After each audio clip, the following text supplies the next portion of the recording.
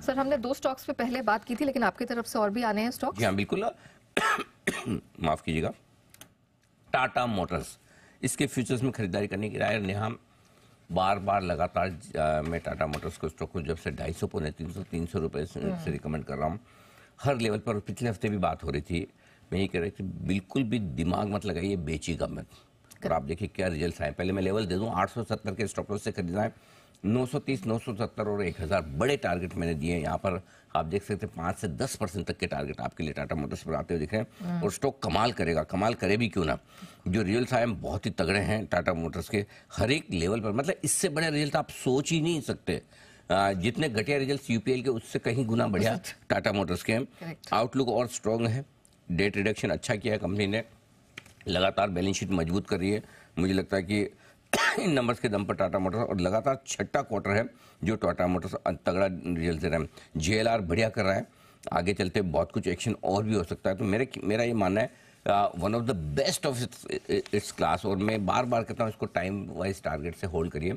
और अगर ये स्टॉक 1500 2000 ना हो इवेंचुअली, तो मजा ही क्या है। सब कुछ है इसका। अगर आप इंडियन ऑटो स्टॉक खरीदना चाहते हैं तो इंडिया में सारी गाड़ियाँ इनकी बिकती है।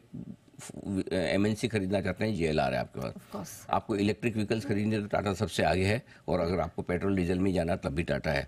आपको कमर्शियल व्हीकल्स खरीदने टाटा नंबर 1 है। पैसेंजर व्हीकल्स खरीदने तो टाटा के पैसेंजर व्हीकल्स से चल पड़े। मतलब क्या नहीं है इस कंपनी में जो आपको एक, ये कंपनी नहीं है, ये पूरा सेक्टर है ना। ये कंपनी इंडियन कंपनी, ये पूरी complete MNC. So I think Tata Motors must have in portfolio.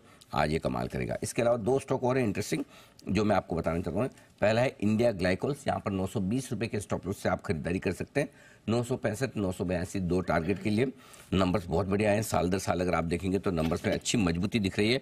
मुनाफा आय 63% बढ़कर आई है। पिछले साल मुनाफे में कुछ एडजस्टमेंट थे, उसके बावजूद आप देखिए यहाँ पर मुनाफा 35% बढ़ा है, बेटा 48%। और सबसे ज़्यादा मुझे पसंद नतीजे एक और वजह से आए, वो कंपनी ने अपना एक्सपेंशन प्लान्स भी बताए हैं। तो कैपेसिटी बढ़ाने वाले, तो उससे आगे चलते और मुनाफे में बढ़त आती हुई दिखेगी। ये स्टॉक हमने हाल ही में रिकमेंड भी किया था, अपना रिकमेंडेशन लिस्ट में रहा है। हमें अभी भी पसंद है और हमें लगता है इस स्टॉक को भी बड़े टारगेट्स के लिए भी आपको होल्ड करना चाहिए।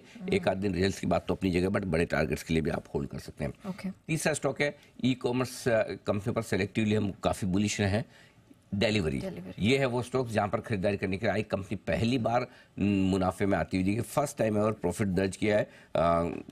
वैसे दिक्कत एक ही है कि स्टॉक काफी भागा है पिछले कुछ दिनों में, 13% 5 दिन में बढ़ चुका है।